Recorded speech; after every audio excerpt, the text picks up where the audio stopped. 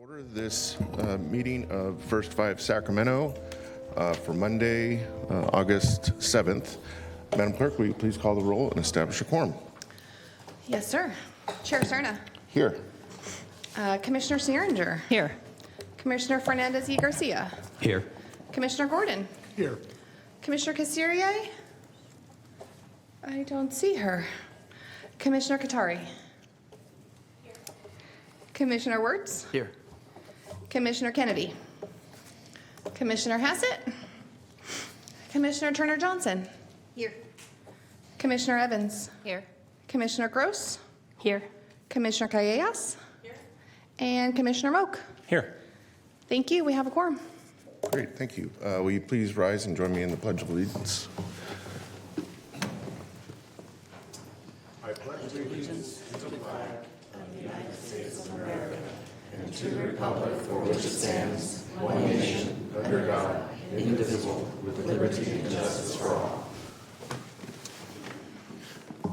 Okay, I'd like to again welcome everyone to today's First Five Sacramento Commission meeting. Again, we welcome everyone here in chambers, and for those that wish to address the commission, you're certainly welcome to do so. We have speaker slips at the back. If you would please oblige us and complete those and get those to our clerk. I will call you in the order that I receive those speaker slips. We ask that you keep your comments to 3 minutes so that everyone has the opportunity to address the commission if they so choose. And with that, I'm going to ask our clerk to please read our statement.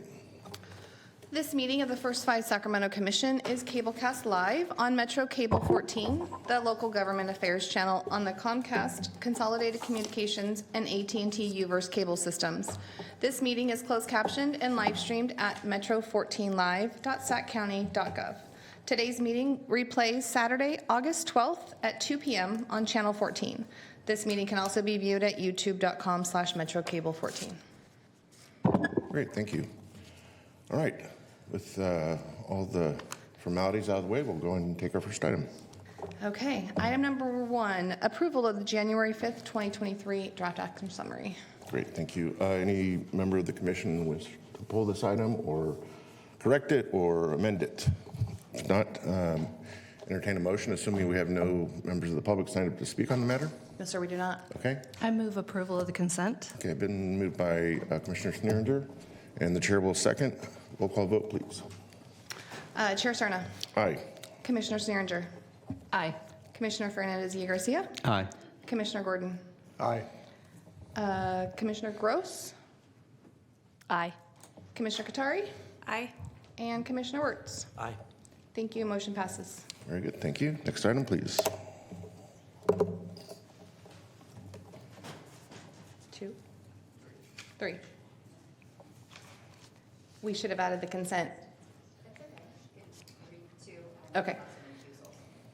So item number 2, approve amendment for the revenue agreement with the Sacramento County Department of Child, Family, and Adult Services in order to accept additional American Rescue Plan Act funding from the Safe Sleep Baby Project, Systems Project.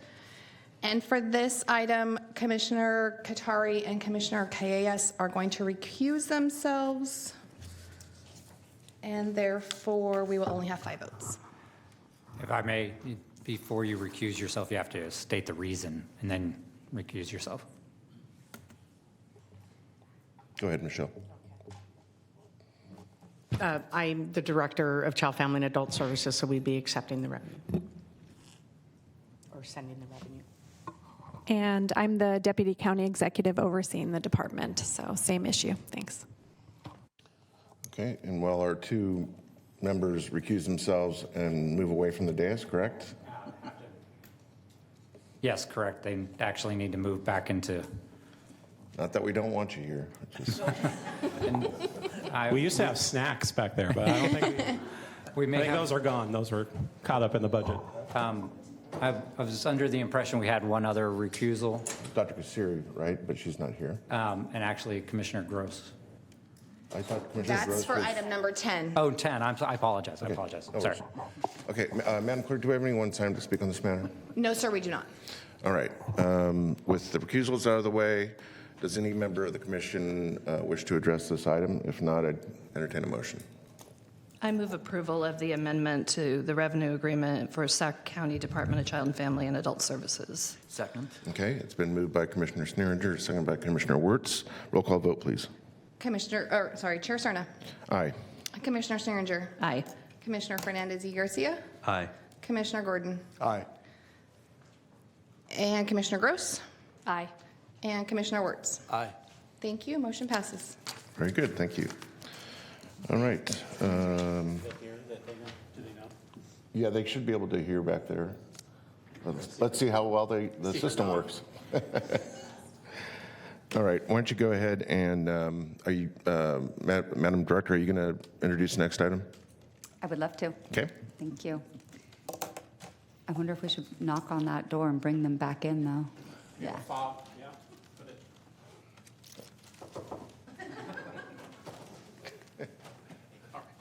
Okay, fantastic. Well, it's a smoothly oiled operating machine this afternoon, isn't it? Well, this next agenda item is a very bittersweet one for me because it is Commissioner Sneeringer's last meeting with us. She has decided to not renew her next 4-year term, and she's been with us now since 2013, so a decade serving on the commission, and she's really been our voice for quality, affordable childcare.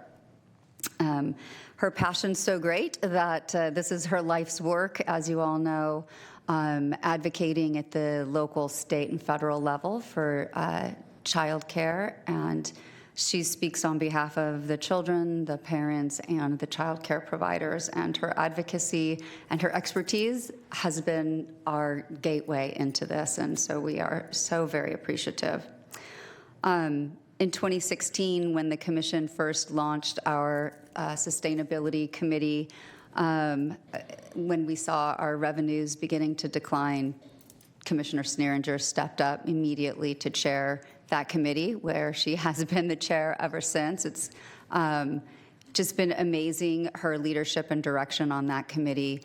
Also in 2016, we started our very first advocacy day at the Capitol with all 58 counties, and Commissioner Sneeringer led the way there. She was there for the first one, and she's been there every year since, meeting with our legislators and talking about all the issues, not only child care, but the whole child and the whole family.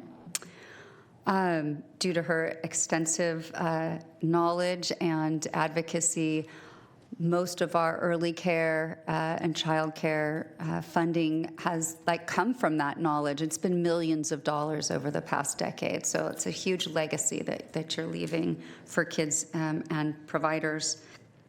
And on a personal note, it's just been such an honor and a privilege to work with you. You've made our life at the commission fun. Quite frankly, you're just a very fun commissioner to have at meetings. I always loved your energy and just you're so engaged and passionate about the work. So thank you so much.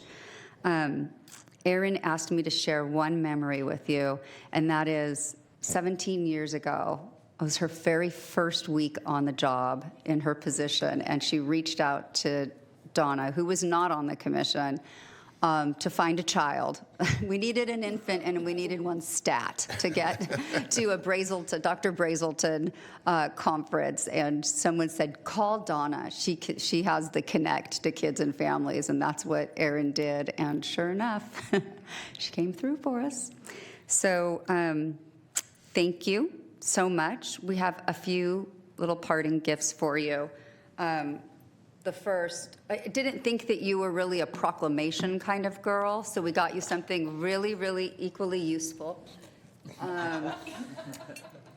This is a highly coveted, limited time edition, First Five Sacramento 20th anniversary, which the Systems and Sustainability Committee put that whole conference thing together. So that is for you, as well as chocolate, because there must always be Ginger Elizabeth chocolate. So thank you so much, Donna. You are irreplaceable, but we understand you need to go. Thank you. Very nice words.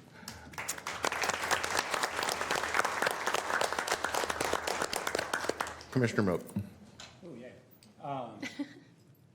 Yeah, I'll just, wait, I didn't know you peddle children for like on the side. The missing part of that story is it was my 2-week-old infant. Oh, all right. And I had the chance to have Dr. Brazelton hold her, and as a child development expert, there was no way I was passing that up. And my husband was like, we're going where, for what, to do what? I said, just get in go the with car. it. Just get in the car. Just go with it. That's awesome. But it was my daughter.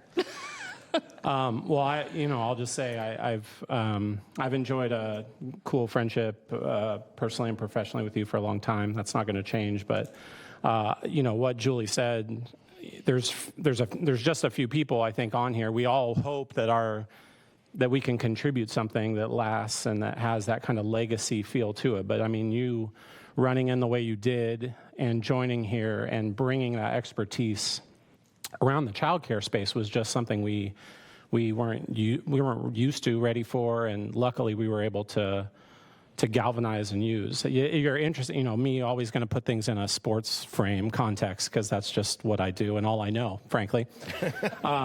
It's funny because you are like, I don't know if many of you know who Uriah Faber is. You guys know who Uriah Faber is? Okay, so he's from Sacramento. He is one of the world's most famous UFC fighters, right? I'm not even a UFC guy, but if Uriah walks around Sacramento, he's barely even recognized or acknowledged.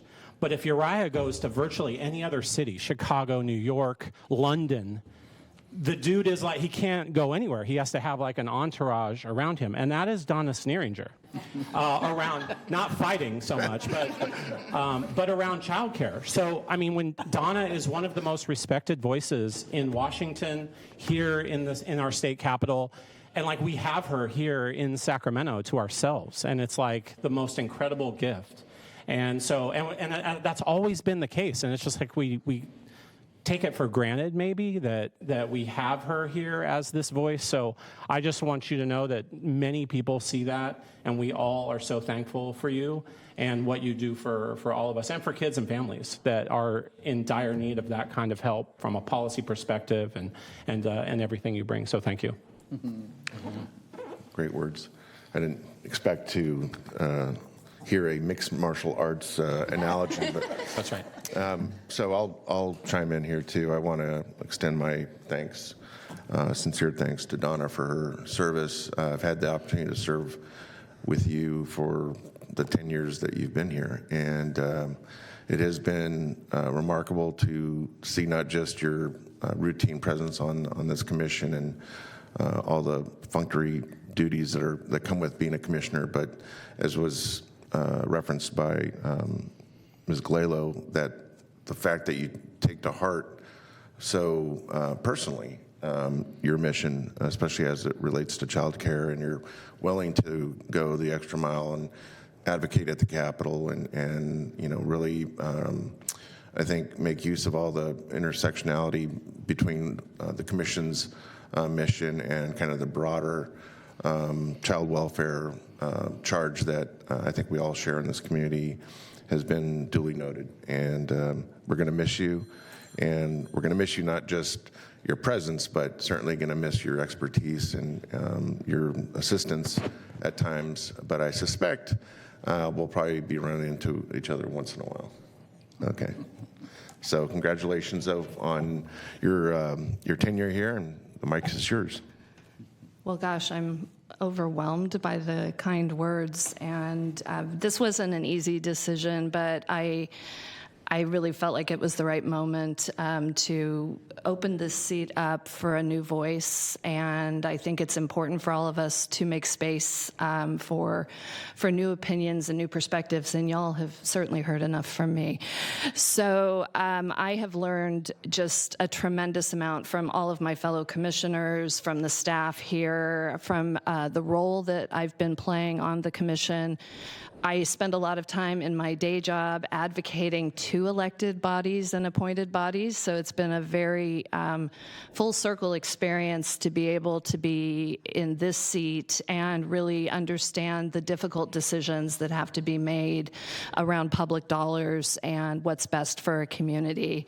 And it has been just an absolute honor to serve the littlest citizens of Sacramento County, the babies and the little kids and their families. And I will continue to do so, not in this seat, but as Phil mentioned, I probably will run into you all, and I continue to do this work and really have already offered to Julie any technical support I can provide. But it's just been such a privilege to work with all of you, such an honor, and I thank you all. Great. Thanks again.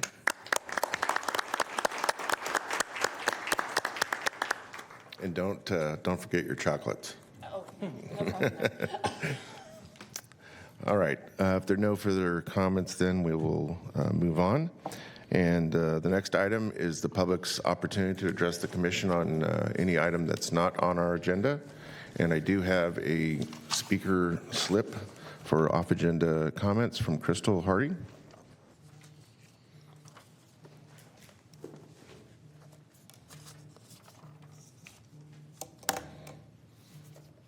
My own time right here. Good afternoon, everyone. Yes, I'm Crystal Harding, first-generation immigrant from Liberia, West Africa. I reside in District 3, and I also serve as a director on the board for North Highlands Recreation and Park District. Whoop, whoop. Okay.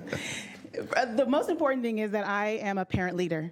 I appreciate the investment that you all have had. We just went to Everett, Washington. Sorry about that. Just went to Everett, Washington for the National Parent Leadership Institute. That was July 26th to the 30th. We rolled in that thing strong and deep. We were 10, and it was amazing. We had our coordinators, our facilitators. Thanks to the facilitator right here. Excited about that. And I really want to tell you, it was amazing because the 2 words when we're closing, my 2 words were presidential, because that's how I felt. The information that we received, the training that we received, I felt presidential, like I'm about to be Supervisor Stern up there, you know? There you go. And then the other one was audacity, because we had the audacity to do this work, to really make a change in shifting the perspective and how we see our parents in community. So I want to tell you thank you. And then the other part was my fellow alumni, Maria Elena and I were the only 2 that completed the program. So it was like, we were like up there, you know, to be an alumni. But we actually get to serve again. So we come back and give back to the next cohort. Thank you for the investment. I'm excited about the Spanish cohort. And really, the goal is to keep our alumni involved and activated. So we have already created our own chat chain. We've been supporting each other, tagging each other and stuff, showing up for each other to talk about different things.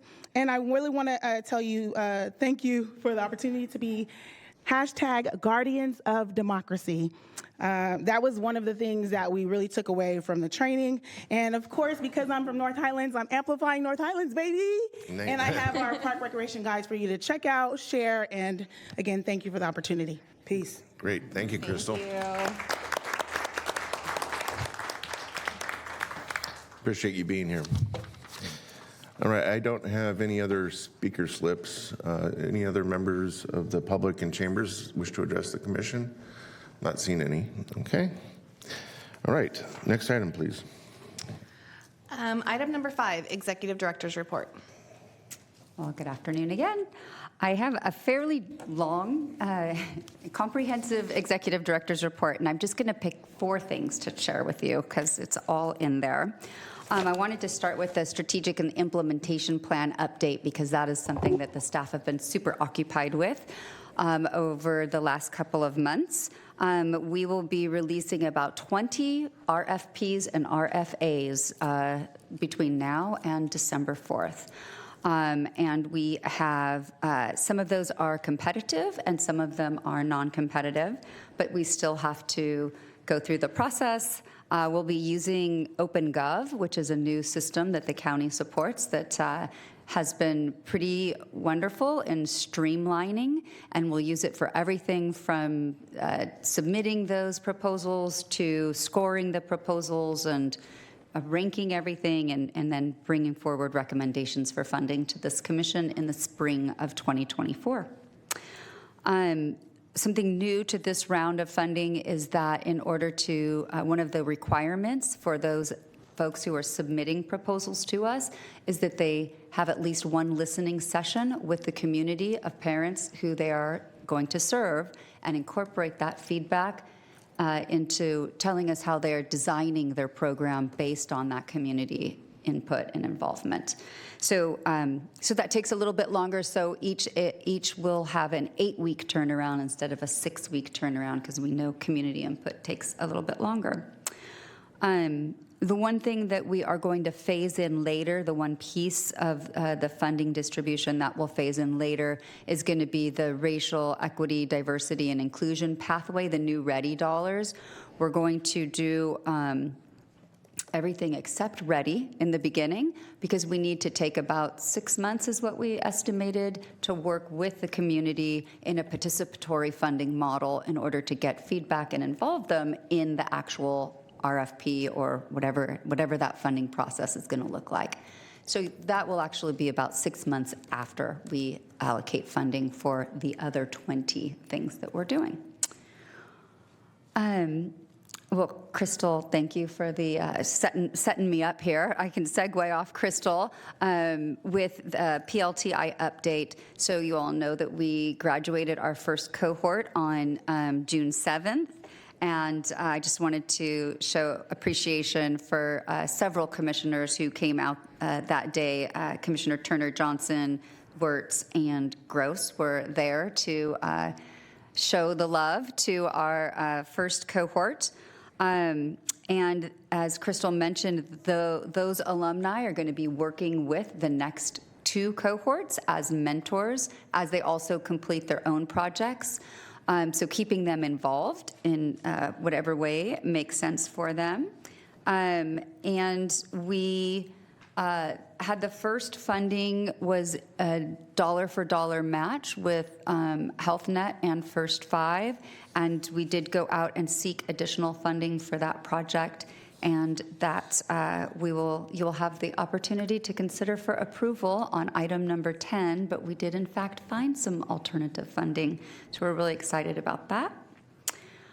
Another thing I wanted to share with you is the City of Sacramento's Children's Fund update. So this is Measure L that was approved by the voters about a year ago, last year, and the city is beginning to seat its commission, and this will generate about $10 million per year for children and youth services within the City of Sacramento.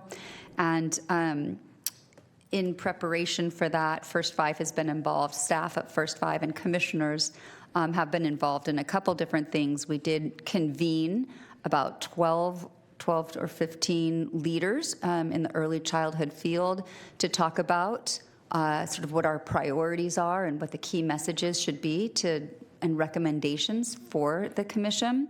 And then also Councilmember Mai Vang held an event that Commissioner Callejas and Commissioner Wirtz were at just last week, also listening within the 5 pillars of fundable areas. Early childhood is one of those. So, but commissioners sort of were wearing multiple hats. I had the early childhood table covered, so everybody spread out and got their good information out there. So more to come on that, but I'm really hoping that we can collaborate closely with the city in this effort. We are funding some amazing things. We want to make sure that things aren't duplicated, programming isn't duplicated, and that we really can sort of cohesively serve the littles in the borders of the City of Sacramento. And then, I think finally I will just talk about a grant that the Child Abuse Prevention Center just received. It's called a CATCHY grant, which stands for California Accountable Communities for Health Initiative Programs, CACHI. And this is a $400,000 grant over 2 years, and the timing on this grant is just perfect. Our work on the prevention cabinet, which several commissioners are a part of, that DOJ grant was set to expire next month, and that was really funded the backbone at CAPC to do this prevention work, this super high-level cross-systems prevention work. And with the CACHI grant, we have guaranteed 2 more years of funding, so that's amazing. And as you know, one of the strategies in our next strategic plan is to partner with CAPC and all of those partners to convene gatherings of parents and providers. We were calling them town halls, but I think we're going to call them something a little more parent, family friendly in the future. So just wanted to share that good news with you. Happy to answer any questions on anything else in the report if there are any. Great, thank you. Any questions or comments regarding the director's report? Okay, seeing none. Madam Clerk, do we have anyone signed up to speak on this matter? No, sir, we do not. All right, very good. Thank you, Julie. Yep. Next item, please. Okay. Item number 6 is the advisory committee update, and we are appointing 5 people to 5 different seats. So Chase Smith to the Public Health Advisory Board seat, Carice,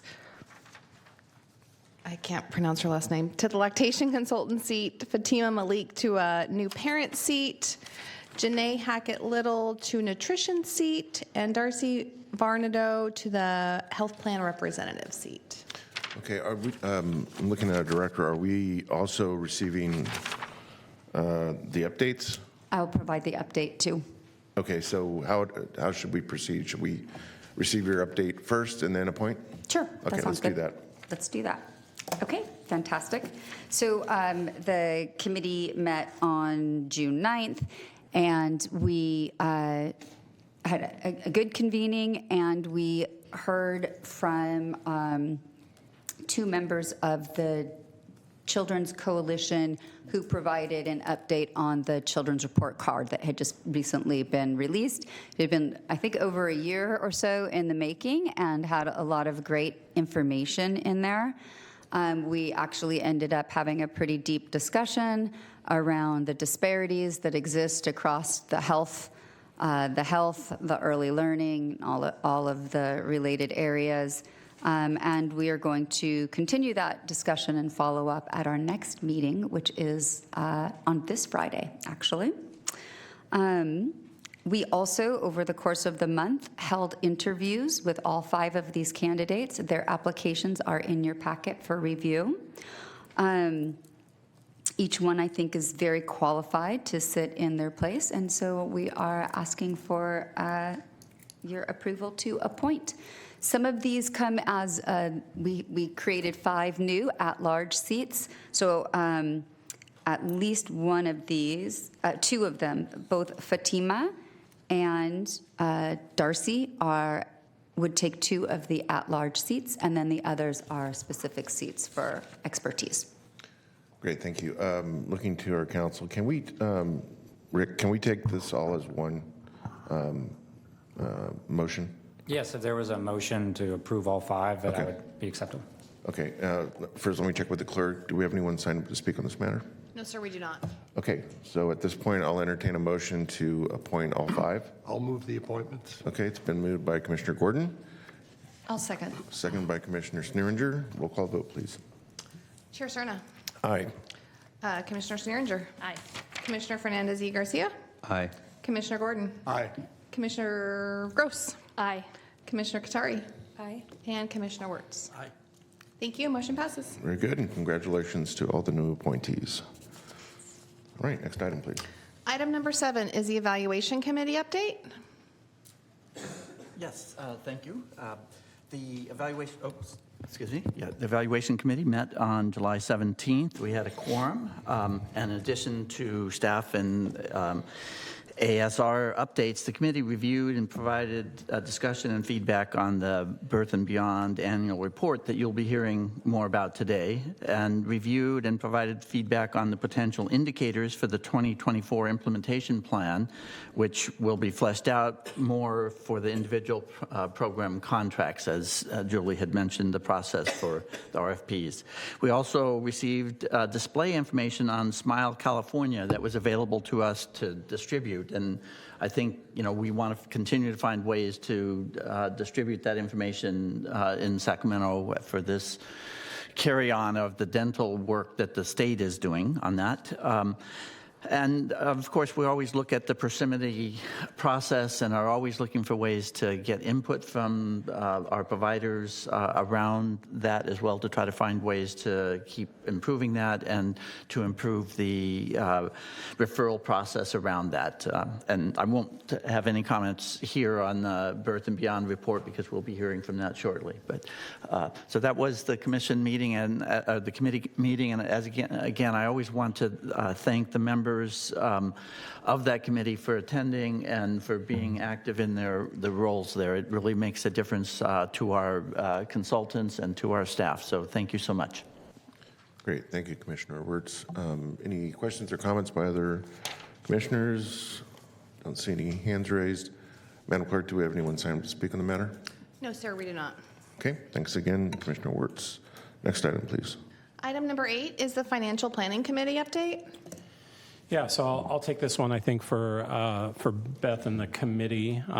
So we met back on July 27th, which just feels like the other day.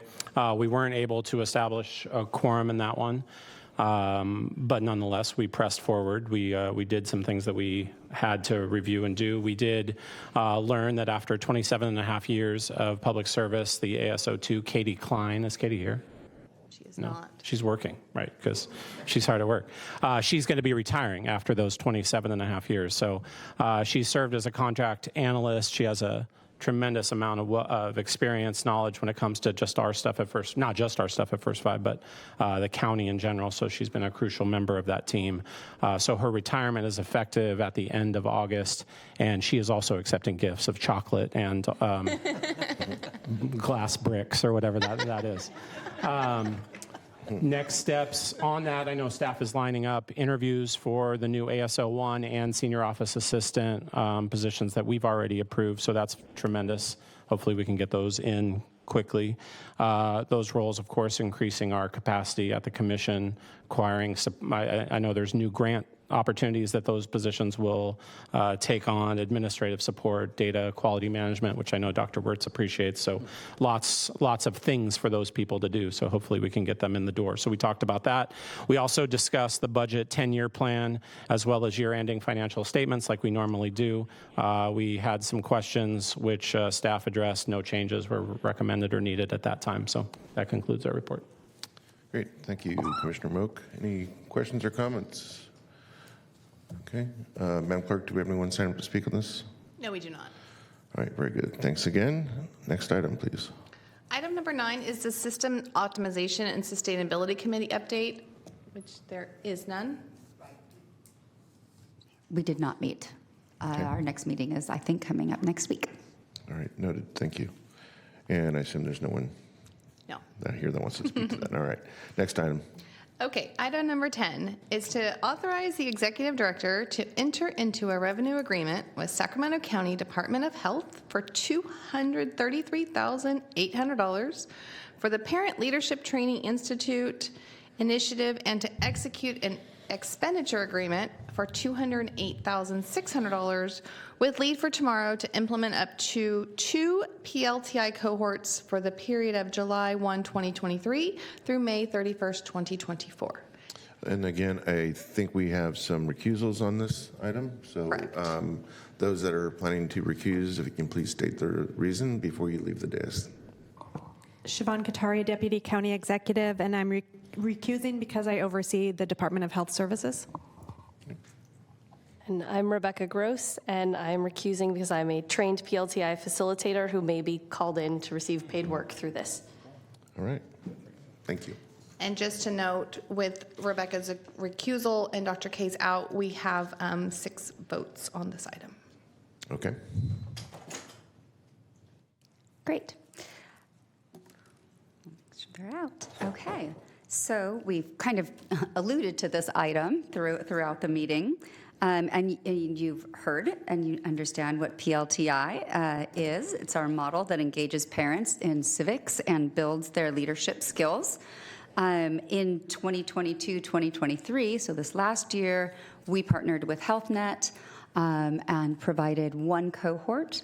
And after our presentation at the June Commission meeting, we were super happy to partner with Public Health, and they have some funding from the Centers for Disease Control called Community Activation Grants funding.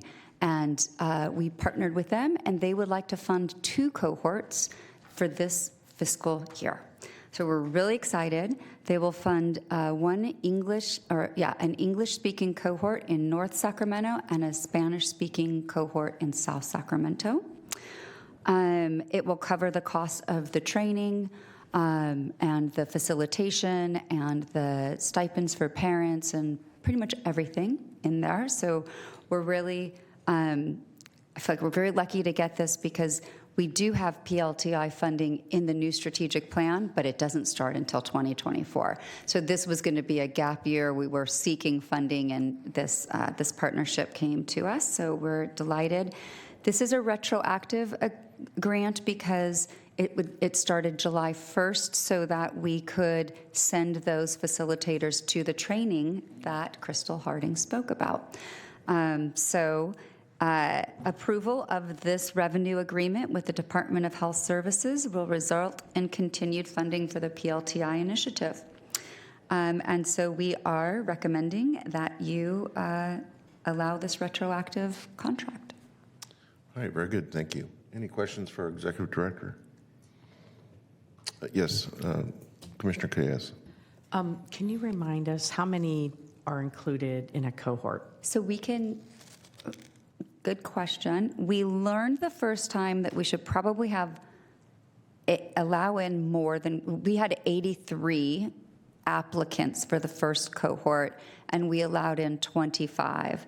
And then we had a bit of attrition along the way. So I think we will probably start closer to 30 or 30, yeah, probably around 30-ish, knowing that we'll have some attrition. Our goal is to have each cohort probably end with about 20 members would be, I think we would consider that good. Yeah. Commissioner Turner Johnson. I did not request to speak. I think we flipped seats. Oh, okay. All right.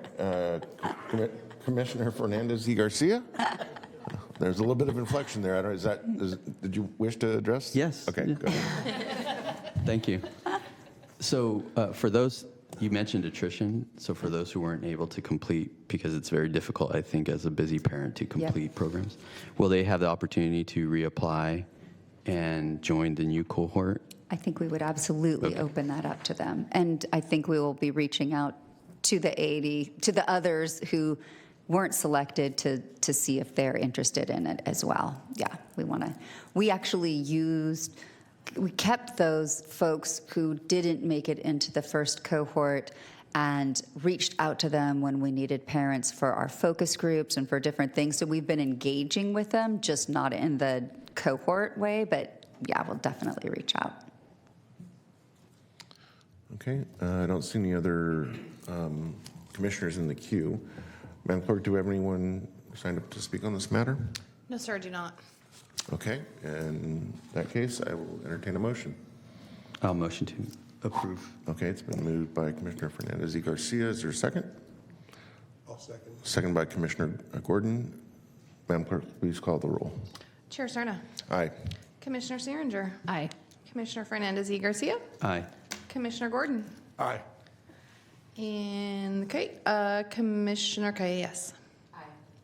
And Commissioner Wirtz. Aye. Thank you. Motion passes. Very good. Yay. All right, next item, please. Okay, item number 11, public hearing. Approval of recommended budget for for fiscal year 23-24 and the 10-year financial plan. Okay, good afternoon, ladies and gentlemen of the commission. My name is Eric Harold, Chief of Administration, First 5 Sacramento Commission. We're reviewing and approving changes to the fiscal year 23-24 recommended budget and 10-year financial plan. There were only 2 changes, so they're pretty simple. We just discussed one of them. It was the addition of $234,000 for the PLTI grant. And the other is a reduction to revenues of $600,000. This is a reflection of the latest Proposition 10 revenue estimates provided by the state in May. So if you look at attachment 1, the budget highlights.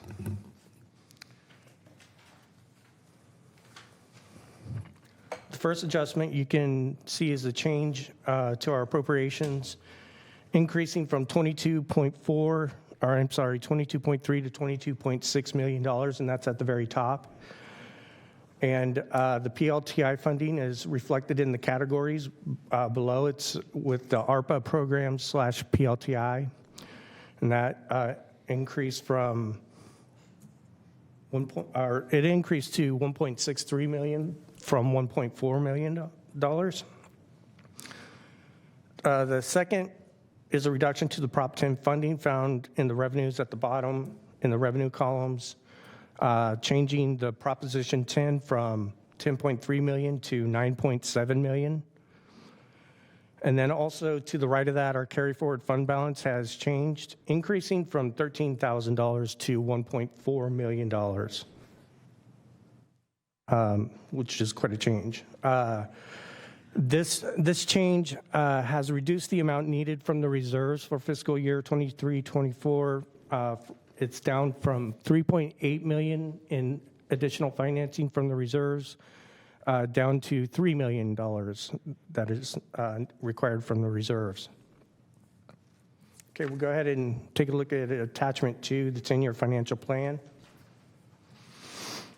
And basically, what's important on this report, what's been changed is obviously I've adjusted all the Proposition 10 revenues to match what the state has proposed in their May revise estimates.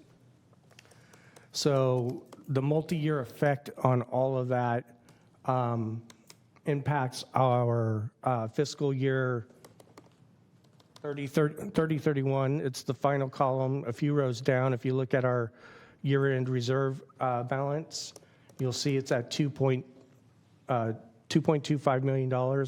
That's down from $3 million, which is our goal to have in the reserves when we eventually shift over to only using revenues instead of the reserve balance. So basically, normally the commission has carry forward fund balance, which improves that position.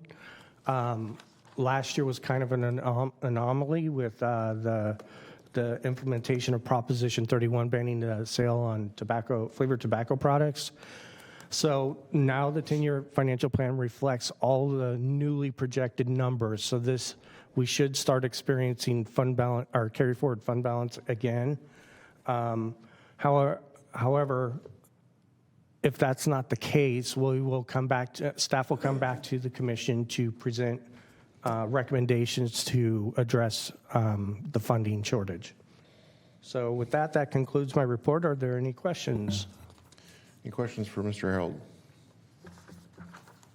Don't see any. Madam Clerk, do we have anyone signed up to speak on this matter? No, sir, we do not. All right, very good. In that event, I would entertain a motion. With the public hearing, do we need to? Public hearing is now open. Any member of the public wish to address the commission? Seeing none, public hearing is closed. Now I'll entertain a motion. I'll make a motion to approve the financial reports. Okay. I second that. Okay, it's been moved by Commissioner Kasiri, seconded by Commissioner Sneeringer. Roll call vote, please. Commissioner Cerna. Aye. Commissioner Sneeringer. Aye. Commissioner Fernandez y Garcia. Aye. Commissioner Gordon. Aye. Commissioner Gross. Aye. Commissioner Katari? Aye. And Commissioner Wertz? Aye. Thank you. Motion passes. Very good, thank you. Next item, please. Item number 12 is a presentation, First Five Sacramento Systems Optimization and Sustainability, a review of historical efforts. Great, thank you. So there is a brief report in your packet on our last 10 plus years worth of information on all of those systems improvements that we started beginning way back in the day with our tot lots and taking us right through some of our current work. So Jordan Kati is going to join us from ASR and share some of the highlights of the report with you. Yes, thank you so much, Julie, and hello, good afternoon, commissioners. Today, as mentioned, I'm going to be talking about the highlights of the sustainability efforts that First Five Sacramento has made throughout the past 10 to 15 years. And I feel like it's especially apropos that this is Commissioner Sneeringer's last day, as we know that she has played such a large role in many of these efforts, as well as many other of the commission members as well. Just to go through a quick agenda of what we'll talk about today, we will talk about just the introduction and background of why First Five Sacramento is focused on systems change, and then highlight just a few of the really big successes within First Five Sacramento's history. And then we'll talk about the next steps for the future as well.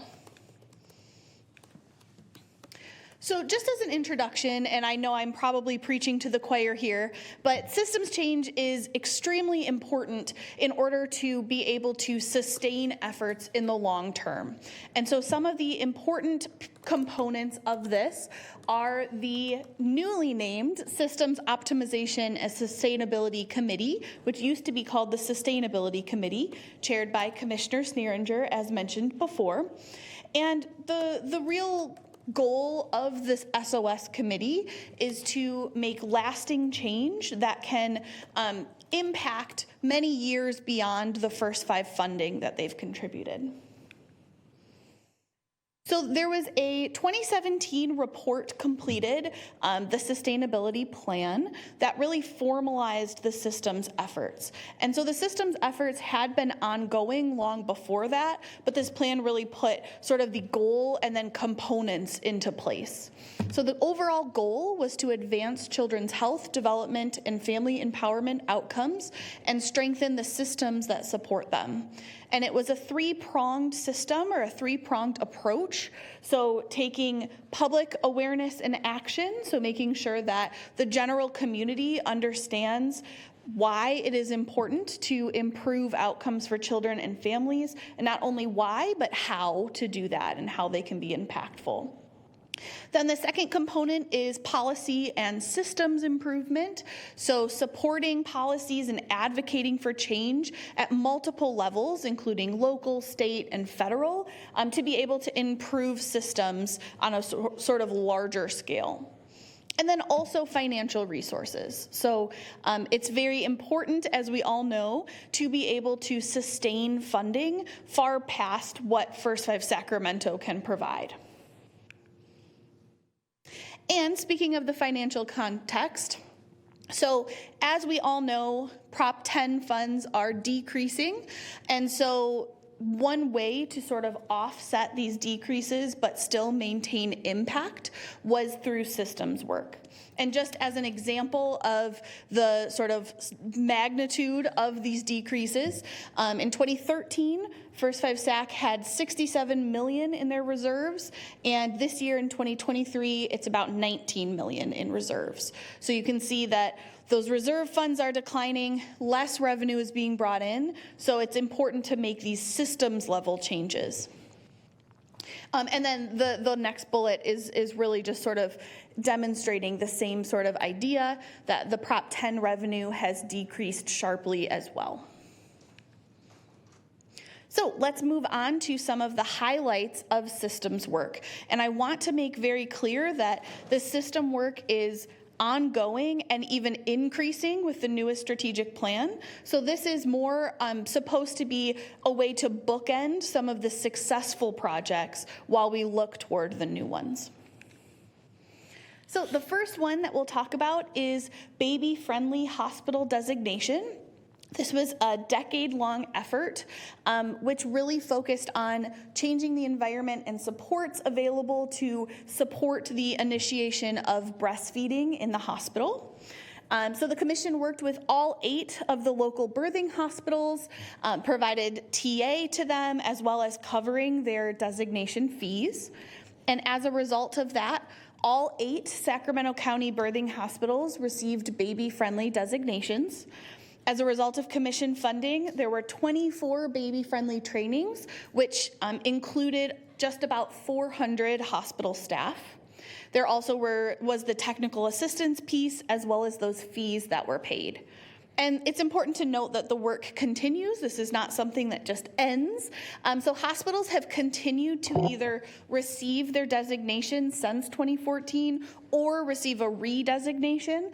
So we can see multiple hospitals across Sacramento. And First Five Sacramento grantees, DHS and CRP WIC, continue to work to support the baby-friendly hospital designations as well. The next one I wanted to highlight was Early Smiles. So this was kind of a 2-part program. So the first was Smile Keepers, which then Sacramento changed to funding Early Smiles when Smile Keepers decided no longer to provide direct services to children. And the goal was to increase dental screenings and also work with dental plans to connect families to a dental home. This is a really exciting accomplishment for First Five. So First Five Sacramento, at the beginning of the contract with Early Smiles, funded a very large amount of their program and slowly phased out their funding without having any reduction in services following that phase out. They maintain an ongoing relationship with the Center for Oral Health, who continues to provide data of the number of children screened so that you can see the impact of those dollars. And just for reference, over 18,000 children ages 0 to 5 were screened after funding has stopped. Another dental-related initiative is water fluoridation. So First Five has been overseeing contracts related to water fluoridation since 2005, and there was a real focus to specifically fluoridate areas where there were the highest levels of young children. And they worked with water suppliers to have them commit to maintain this fluoridation for 20 years. We see that because of the efforts of the First Five Commission, about 75% of drinking water has been fluoridated in Sacramento County. That means that about 65% of children under 6 have access to fluoridated water. And there are ongoing relationships here as well. So some of these contracts are coming up, even though they were 20 years, that really went by fast. So as early as 2025, these contracts could be ending. So First Five is currently working with the contractors and the water facilities to ensure that fluoridation continues. Another dental-related one, dental clinics. So from 2009 to 18, First Five Sacramento funded both the construction and operation of 6 dental clinics that were specifically positioned in low-income areas with high need. They focus on having free and low-cost, trauma-informed dental services for young children, and can also help families navigate the Medi-Cal dental system. You can see in the little shapes at the bottom where each of them are located. But they continue to maintain relationships with First Five Sacramento in order to ensure that these clinics continue to provide free and low-cost dental services. And you can see that over 6,000 children under the age of 6 were served at these clinics between 21 and 22.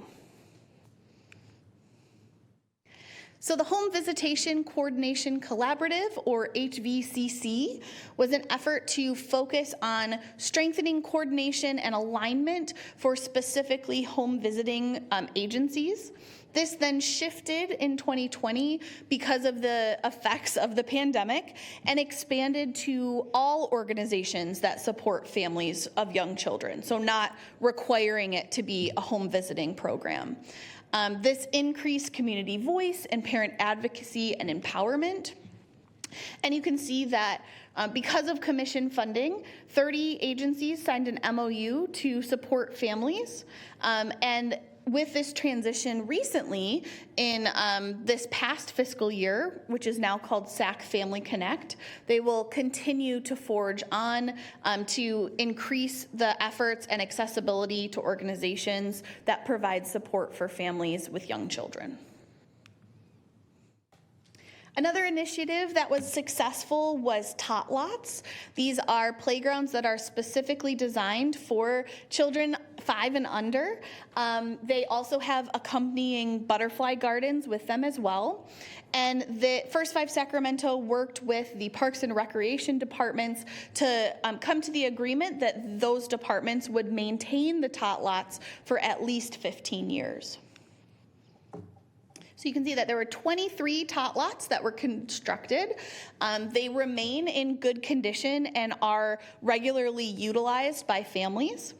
And Parks and Recreation departments are committed to quickly and swiftly resolving any sort of issues of damage or vandalism, and are able to ensure that children have a safe place to play. First 5 is also planning on revisiting these agreements with the Park and Recreation departments when the 15 years is up for those contracts. So the Certified Sustainable Initiative really plays right into what we're talking about today for systems and sustainability work. The goal here was to have First 5 Sacramento grantees learn and expand their abilities in sustainability. And so how are they going to continue to serve the same number of participants when First 5 Sacramento funds may be declining? And so this is a way for partners to think creatively about how specifically their agency can make progress towards sustainability. So 24 agencies prepared sustainability plans. Those sustainability plans outlined over $6 million in leveraged funds and $1.3 million in cost savings or efficiencies. And one interesting piece is the Impact Foundry was the partner who administered this initiative. And because of their work with First 5 Sacramento, now they offer Certified Sustainable to other nonprofits as well. So in a way, they also became more sustainable through this work. And I really want to emphasize a quote from a participant for this specific initiative. So if we hadn't been gently pushed into thinking outside the box on how to restructure and add additional funds, we would have gotten to the 30% fiscal cliff without a parachute, and our programs would have suffered. So it really shows the impact of this initiative on all of the First 5 partners. And as I've mentioned sort of throughout the talk, these efforts are not over, although their impacts, the largest pieces of their impacts have probably been seen. The goal of systems change is to create that lasting legacy.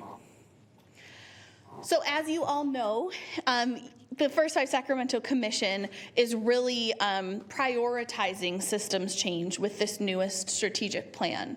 And so having the combination of understanding how important systems change is to making change and supporting families, and having the uncertain financial climate, as Eric just described, with the decreases in funding, really results in a logical understanding to increase the focus on systems work. And as mentioned, for the newest strategic plan, not only is there a focus on systems work, but there's also a very important focus on racial equity, diversity, inclusion, and cultural responsiveness. So thank you so much. I'm more than happy to answer any questions that you may have. Great, thank you.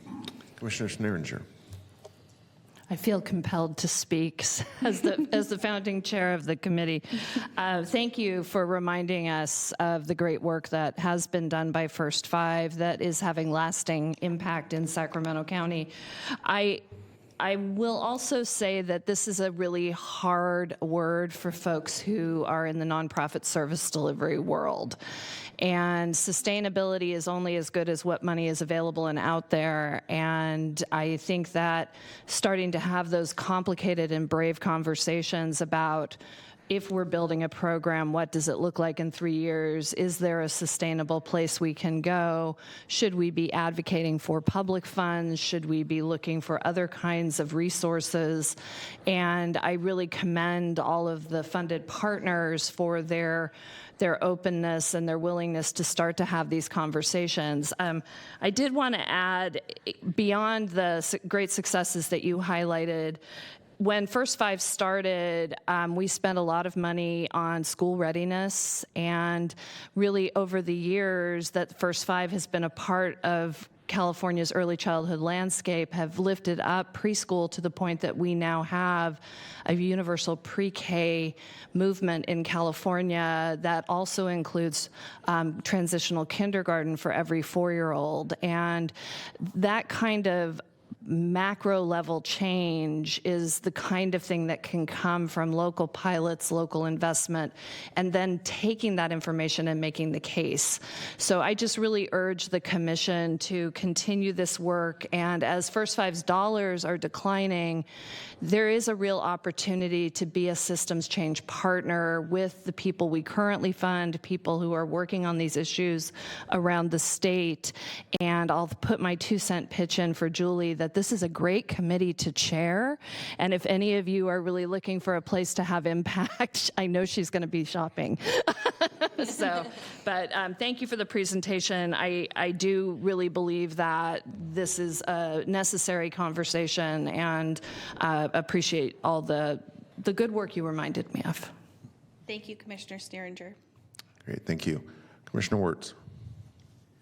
Yes, I also want to just highlight and thank Donna for the leadership on the Sustainability Committee, the SOS. I've never learned the new name, but I think this is some of the most critical work, and I would have loved to be on that committee as well, but one committee at a time, so to speak. But I want to highlight a couple things.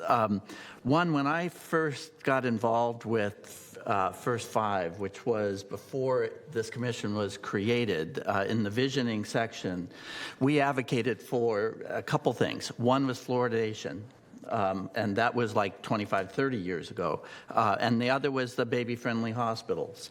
And so it is such a valuable notion to see that those have continued for these decades. And I applaud, first and foremost, the hospitals for taking on this role in the public to serve our families more in terms of allowing women to have a choice and to be successful if they choose to breastfeed. I think that was essential for hospitals to do. And I think, so I applaud them, and I look forward to our ongoing collaboration with hospitals around our issues around perinatal, early perinatal deaths, and the role that the OBGYNs and the hospitals can play in helping our communities address those issues. And then I just want to also, I have one question, but I also just want to highlight that the same kind of thing was happening with getting services to families in the home visitation and family support systems. And this commission has been essential in that. The Board of Supervisors was essential in that in the original creation of the family resource centers and the Birth and Beyond efforts. And again, seeing these sustained for this many years addresses Donna's right concern about how do we maintain these with both public and other sources. And I want to just urge us to continue to reach out into the broader communities, to look for who else would benefit from the value of investing in our families. And I specifically look toward our business community to see how they can make business employment family-friendly and support the development of our kids so that they too become successful residents and contributors. So I just can't emphasize more the need for this commission and for every government agency around to find the ways to engage with our communities and find the commitment to have the political perspective that it's worth all of our interest to invest in families. And this is actually a political will issue. It's not simply a funding issue, which follows. But if we don't have the commitment to serving children, we won't do that. And that's the essential part of sustaining this, is building a community empowerment and engagement to make their voices heard, that this is what communities need to make sure that they can succeed and their children can succeed. So the Sustainability Committee is, to me, the most important effort that we have going at this point. So thank you very much for your leadership, Donna, and for the committee and for staff for moving this. And I look forward to it continuing to grow and expand our ability to serve our families. Very good, thank you. Any other comments from commission members? Do we have anyone signed up to speak on this item? I don't believe it was this item. I think it's the next one. Okay, very good.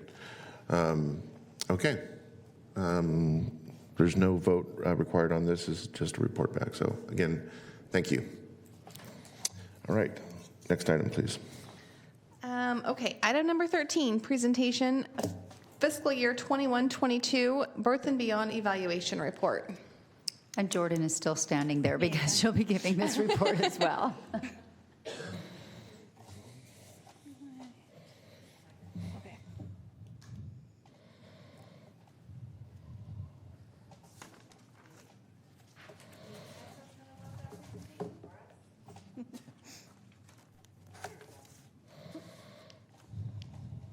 Okay, great. Thank you so much. Yes, this one is me also. So it is my pleasure to bring to you the Birth and Beyond annual report for 21-22. There are a couple things that I would like to draw your attention to before I start the presentation. The first being that this is the first year that we have incorporated actual participant pictures in our PowerPoint with permission. And so I do apologize. I know seeing it blown up on the big screen, we had to sacrifice some quality for the ability to actually see who is in the programs, which I really do think helps to bring this to life. And the other thing I want to note about the pictures is that they don't necessarily align with the service that they're receiving. So for example, there are some more sensitive services like crisis intervention. The family that you see pictured when that slide comes up did not necessarily receive crisis intervention services. So I just wanted to make that clear as well. So Birth and Beyond has a vast variety of services that they provide, ranging from more intensive services such as home visiting to group parenting education workshops that are approved to be court mandated, crisis intervention services, all the way to very light touch services, which are called social emotional learning and supports, or CELS. These also used to be referred to as enhanced core, if you know them as that term. But overall, Birth and Beyond in the year 21-22 served over 4,700 parents and caregivers and over 2,600 children. And one thing that I think is really interesting on this overall slide is that the average number of hours served, which is overall for all programs, including the more intense and then also including the very light touch services that could be things like support groups or fitness classes, things to really increase the social support as well as be a gateway to other more intensive services. But to have an average number of 9.4 hours really shows that Birth and Beyond families are coming back, that they are engaged. And you can see there's some of the average hours served as we continue on with the presentation as well. But I did think that was something that was noteworthy for this slide. So first we'll start talking about home visiting. This was largely an implementation year for a new home visiting model called Parents as Teachers. And so Birth and Beyond was phasing out their nurturing parenting program and phasing in Parents as Teachers. One other point that I should have made at the very beginning is that all of this data is for Birth and Beyond programming overall, so this relates to children 0 to 17. When we talk about Birth and Beyond within the First 5 Sacramento annual report, that's limited to 0 to 5. But what you're seeing today, 0 to 17. There were over 1,000 families served in the home visiting program, most of whom were First 5 funded. Within the home visiting program, there were almost 600 developmental screenings, ASQs, of which 14% indicated a developmental need. And another piece that I think is really interesting and something that will come up throughout this presentation is that almost 60% of participants who participated in home visiting also participated in Birth and Beyond crisis intervention in the same fiscal year. So this could be, my theory is that they were going through a crisis and emergent situation and then learned through those services about the more intensive home visiting program. It could have gone the other way around too, but I think that's the more logical, that, that families who are in crisis are coming in and then learning about these supports that they can have on an ongoing basis. So one of our biggest indicators for home visiting is CPS involvement. And so in your packet with the full report, you can see all of the different cohorts where we split out by previous CPS involvement, et cetera. This is everybody. So this is whether or not they had CPS involvement before starting. And you can see that the hours, the dosage amount that they spend in home visiting really does have a significant impact on if they have CPS involvement after home visiting. So those who received 8 to less than 16 hours had just under 4% of CPS substantiations after participating in home visiting. That decreased to 1% for those who participated for 16 to 24 hours, and then decreased even further to 0.7% for those who had over 24 hours. And the average for all of these groups is just under 2% that had a CPS allegation. We do have the full breakdown of those who also had less than 8 hours as well in your full report. However, the reason they're not presented here is because 8 hours is considered to be meeting the minimum amount of time for what we would expect to have an impact on CPS involvement. And so we're just presenting those who had at least the minimum amount of time. But the full range is in your packet. For group parenting education workshops, there are 2 separate models that are used, Make Parenting a Pleasure and Nurturing Parenting Program. As I mentioned, these are court approved, so in the classes there will be a mix of those who are voluntarily taking the courses and those who are mandated to participate. Over 700 parents and caregivers were served, and almost 50% of participants were also involved in crisis intervention. And again, this direction could go either way, but I like to think that it could be that parents were mandated to participate in parenting education classes and learned about the other programs at Birth and Beyond. And so when they had an emergent crisis, they knew where they could go to get support. We also measure pre and post knowledge in parenting knowledge and skills for both Make Parenting a Pleasure and Nurturing Parenting Program. Both saw increases, although Make Parenting a Pleasure was the only one that saw statistically significant increases from before and after taking the parenting education workshop. Regarding crisis intervention, just under 3,000 families were served in the fiscal year, and almost 70% developed an empowerment plan in order to improve their situation. There was a fifth who also participated in home visiting, and we saw statistically significant decreases in reported stress before and after participation in crisis intervention. And the cells that I had mentioned as those light touch support services, there were over 13,000 of them provided to 1,820 families. Again, I'm going to draw your attention to the average amount of engagement per family, 13.8 hours. Again, so families are returning. So if it's a life skill class that they're attending, they're coming back multiple times, which is really telling. And almost half also participated in crisis intervention, which again can signal the fact that cells are really intended to serve as a gateway to learning about other Birth and Beyond programs. And before I leave you today, I wanted to include a quote from a participant who took a group parenting education class. And this participant said, "I learned that the way in which we care for ourselves is as important as the way in which we teach and take care of our children. I enjoyed sharing my own experiences as well as listening to the experiences of the other members of our classes. I appreciate the opportunity to learn and grow through the class." I'd appreciate any questions or comments. Great, thank you, Jordan. Any questions? Okay, don't see anyone. I do have one member of the public that has signed up to speak on this matter, Sheila Boxey.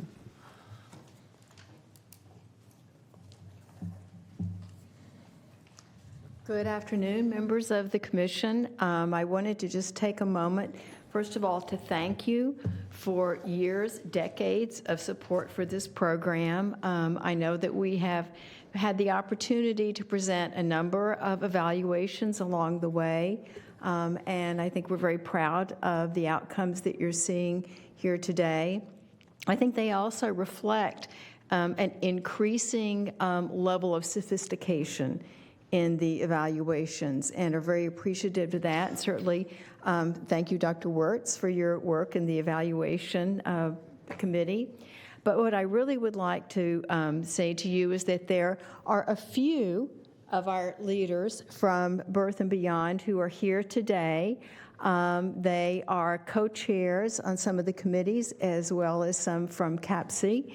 And they are here representing a very big number of people who actually today are busy working and helping families and children and communities. So they're representing this, and I would really, I just want to say how appreciative we are for all of them, because this work is really demanding, and certainly when we talked about these results and we started talking about 2021 and the impacts of the pandemic and the kinds of supports that families have needed, there's no surprise to why crisis intervention would be such a high priority. So I'm just here to thank you for the funding and to really appreciate the work that all of these important people do every single day. Thank you. I think they deserve some applause from us.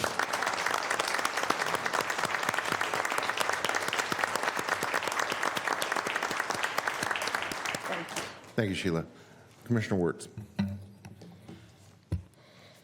Just a couple comments. One, I endorse Sheila's comments totally, and thank again all the hard work that happens at all the family resource centers and the Birth and Beyond programs.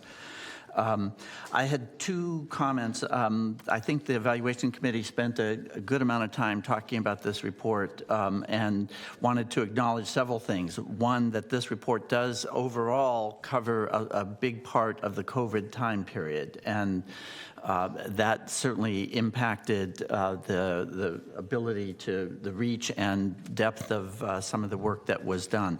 And I think we focused a lot on two things I think I was going to mention. One is sort of the recommendations that the report has at the end.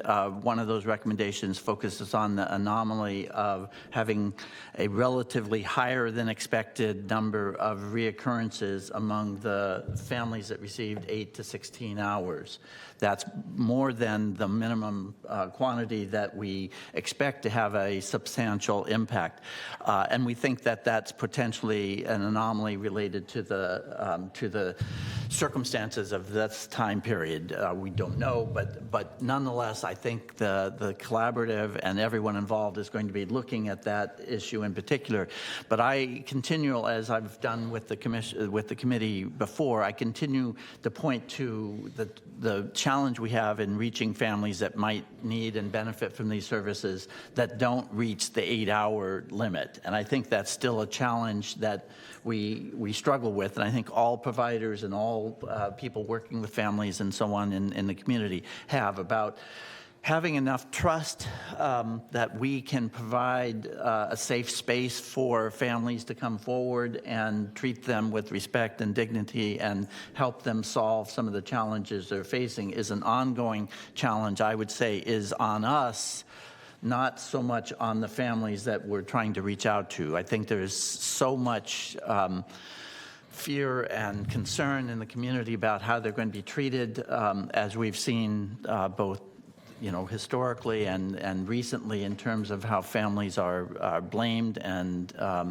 treated in terms of being responsible for the disparities that exist in our society through social determinants of health and so on. So I think we need to recognize that in particular as we try to improve our ability to build trust in the community.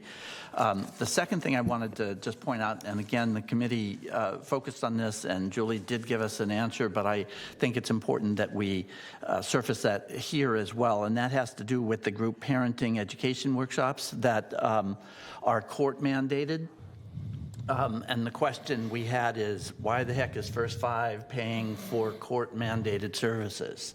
And it just turns out historically that I will use the word, it's not technically being applied here, but it certainly is a type of supplanting of government function. And I'm glad to hear, and I think Julie can speak to this, that is going to no longer be the case, that First Five is not going to have to use its money to pay for services that the courts and the county government should be handling. So again, thank you all for the work that happens at the Family Resource Centers and at the Birth and Beyond programs. It was a pleasure for me to go visit, I think, 5 of them this go round, and I learned a lot, and I respect the work that you all do. So thank you so much. Great, thank you. Before we go to Commissioner Moog, I just want to point out your last comment there about county and the courts taking responsibility for the court-ordered mandated programs. It's the state of California, not the counties, if I'm not mistaken, because the court system is obviously now for several years the venue under the directive of the state of California, not the county of Sacramento. So, Commissioner Moak. Could I just ask Julie to speak to that? I mean, I appreciate that, Chair Serna. And again, I think the real issue that I'm trying to make is that it's not a function, or it shouldn't still remain a function of First Five. No, point taken. I just want to make clear that it's not going to be something that falls on the shoulders necessarily of the county. It's going to be the court system, which is an animal of the state. So The courts do mandate, but they don't provide funding for that mandate. It's an unfunded mandate. Oh, it's not uncommon. Yes, it's like, talk about a lobby, talk about an opportunity to make some changes, but it is an unfunded mandate that before First Five picked it up, Health and Human Services had covered it, and then during the Great Recession, First Five stepped in because we had reserves, and we are handing it back in the next strategic plan. And Siobhan has led the social services leadership team to get together to talk about not only this change, but just other ways in which First Five can be leveraging funds and working with other county departments a clear example today with our help from the Department of Health Services, funding a PLTI cohort. We're really talking about how to make this less impactful for county as well as First Five, and to continue to provide all those services in community. So Yeah, it's a much broader discussion in terms of the whole principle or concept of unfunded mandates that aren't just relegated to the wheelhouse of First Five. I mean, it's part of county governance, unfortunately. So. Chair Serna, could I respond to Commissioner Wirtz? Sure. Thank you. I also just wanted to say that ASR is the external evaluator for Birth and Beyond, which is why I know this. We have for 2 years done special reports internal for them that look at those who receive less than 8 hours of service to develop a, for lack of a better word, profile that has the most common factors for a family who may receive less than 8 hours, so that if a family comes in meeting many of those factors, they could potentially have them on some sort of different service track. And then one other thing I wanted to note too, Birth and Beyond is engaging in interviews with families. This will be upcoming in the next few months. Both families who were successful in completing minimums for all of their programs, as well as families who left before minimum requirements. And so they will be engaged in conversation about how they can better retain those families. So many interesting elements of all that. I immediately think of those families that show up and are particularly challenged with something in their lives, and they are met with an incredible amount of support and given that trust, and they get their need met, and then they go away and like do good. But we only met with them for like 46 minutes. Like, that's a success. Like, I don't want us to lose the fact that that is an extreme success. And these people and their staff and the resource centers, one of the most important things is that they are there with an open door and are receiving people in those moments that they most need help. Because the time that those folks come in, if you do oh, sorry, we can't really help you today, or sorry, you got to go somewhere else for that, or that's next Tuesday, come back, you're basically telling them to go to hell. Like, you're basically, that is not the way that the fabric of this program has been set up. And that's why it's been so successful since 1998. Because of that trust that is built up and the culture that is alive within those centers. So I just want to make sure that, like, some of that doesn't show up in some of these in some of these ways where we are looking at hard data and minimums and numbers of hours and things like that. It is in the culture and the trust that these people are developing and then maintaining over the course of decades so that these families can count on something. Because one thing we know about families from communities that struggle is that they can count on not being able to count on anything, right? That is the one thing that we continue to see, is that everything is changing and everything is challenging, and they can't rely on anyone. And so, sorry, I didn't mean to go down that rabbit hole, but it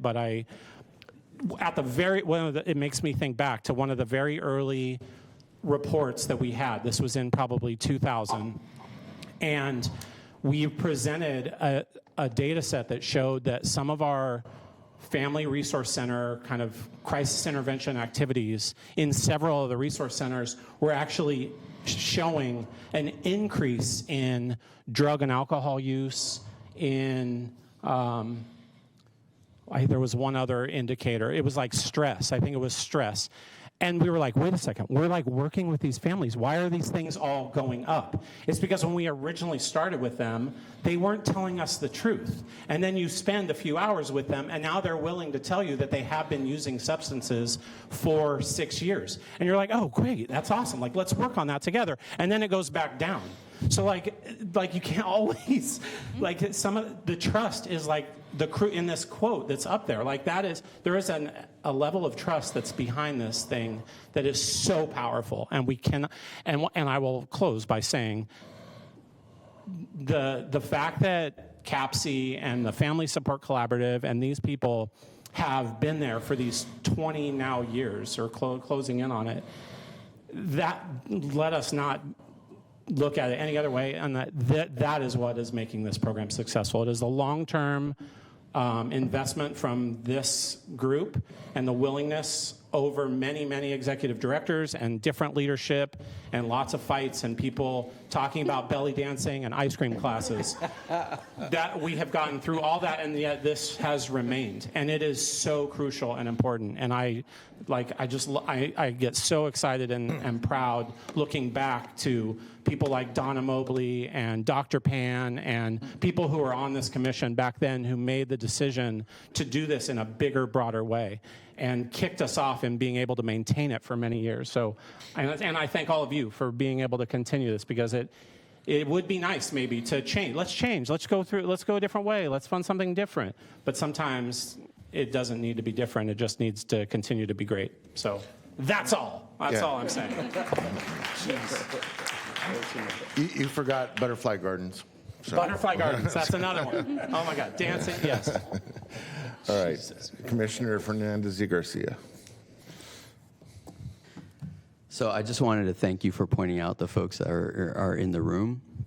I want to say thanks. I'm a practicing pediatrician, and I'll say that the Birth and Beyond Family Resource Centers are the one resource that I make sure my residents and my colleagues hand out to every single family.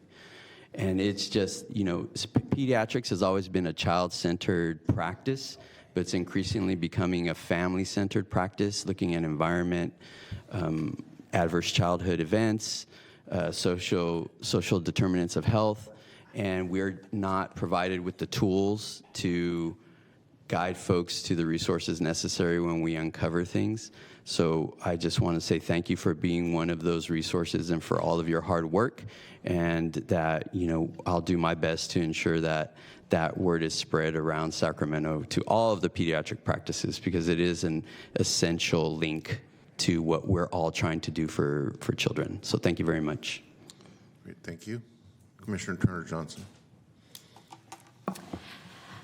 Well, first of all, Commissioner Wirtz, I want to thank you for bringing up that topic. In surveying this packet for today, it's the one thing that just jumped out at me, the unsubstantiated recurrence and the possible anomaly. And I'm just like, talk about this anomaly. I need to know what you're discussing. So this has been a really wonderful, thorough discussion. And I probably can say that what's Commissioner Moak said, I almost called him by his first name, and the way he finished it can be my finish too. But let me just say that having been in early childhood for so long, and by the way, Dawn, I'm going to really miss you. Being able to look across the table and know, she knows, and we would smile and nod our head. I'm going to miss you so much, truly. But just to say that you cannot look at a child and not be looking at family. And I know that over the many, many years that I've been involved, which is a long time, that there's never been the money, I mean, yes, in Head Start, when it stopped being the poor cousin and suddenly had money, and could do comprehensive family service. But even though other programs fashion after that, from our angle, we know it's family, and we know that with family, any family, it's relationship-based. And that takes time with any family to build trust. When you have families that have less resources, that have maybe not had the privileges of others as they've come up themselves, and then have children and are trying their best to make their children's life better, their challenges exceed what other families that have more resources and more privilege and more money have. And so in our work here, I know we're always, in spite of our future of looking at reduced funding, trying to find ways to improve. With the issue of the anomaly, I just want to point out, which I think Commissioner Wirtz mentioned, is that it seemed Commissioner Moak, I keep wanting to say Scott, is right that we cannot just look at X amount of hours of home visiting or one time or two times. This is about follow through. This is about continued. And I know that we have all the kinds of problems of how we can afford that. But what I concern myself about on this topic would be a couple of things. One, you're right. Do they come back after they've had their 8 hours, or maybe they got 12, and there are more issues, and they get either waitlisted because somebody else hasn't had the first 8 or 10 hours, which in a way means that they're alone with these problems again, in spite of building that trust. That's one issue. And another issue is, just to sort of wrap up this, the business of what we've been through with this tremendous health crisis and pandemic in the last years is really not over yet. I mean, I think there'll be research about the effects of it for decades, truly, and I think that with the inflation and economic challenge that every single one of us feels, and we have more than most, those of us here at least, these families are not only traumatized from the experience, which I think in a way we all have been, frankly, and I think we also continue that underlying sense of maybe fear or a sense of not being secure. And so these kinds of activities that we're discussing that can present in families with more challenge, whether it be, substance abuse, domestic violence, I think, was one of them, and there are many others, are not just going to suddenly go away right now. We still have too many issues to face, and economics being a large one, and violence and crime in the neighborhoods. We all know the news on these things of increase. So whatever way we can, so one thought I had was, are we using, I know we were, but are we continuing to use any modes, many modes of access for these visits, and can we extend beyond, given the financial, barricades of that, for families to have continued once the trust is there? Because it's true that once the trust is broken a second time, it's very difficult to recover it. And all I'm trying to do is offer that, I think families, all of us, have had some degree of trauma, and I think that these families are going to continue to be ones that we should give special concern and do everything in our power to get away, even though we want to congratulate ourselves on what has been done, and we should. This is not gone by any means, and we have to find ways to get around those restrictions. Because it's going to be ongoing still, and always will be to some extent. The war on poverty is, let's start it again. We must. Thank you. Thank you. Commissioner Gross. Hello. So I always feel like after you all have talked that there's nothing left for me to say, but I do want to point out that I pushed the button because of Commissioner Moak talking about the moment you walk into an FRC. I am a practicing mother of 4, ages 8, 7, 5, and 4. And we have been to, I think, 6 FRCs in my time as a parent for light touch activities. I am pro belly dancing. We have been to Zumba. We have done Legos. I taught baby carrier classes at FRCs through a CCG grant. And every single time, my kids want to be there. They immediately find somebody who's smiling at them, who will talk to them, who will engage them in something. And I think that that is so important. And I also want to say that I belong to so many parenting groups, Facebook groups at school, where it comes up so often that somebody needs something, and the answer is, have you tried the FRC? And because I do this, and because I'm plugged into this, I can say that, and they're like, wait, what? This is the thing in my neighborhood? It's like, yes, let's pull up, where's your address, which one should you call? And that has been such a valuable resource for so many people.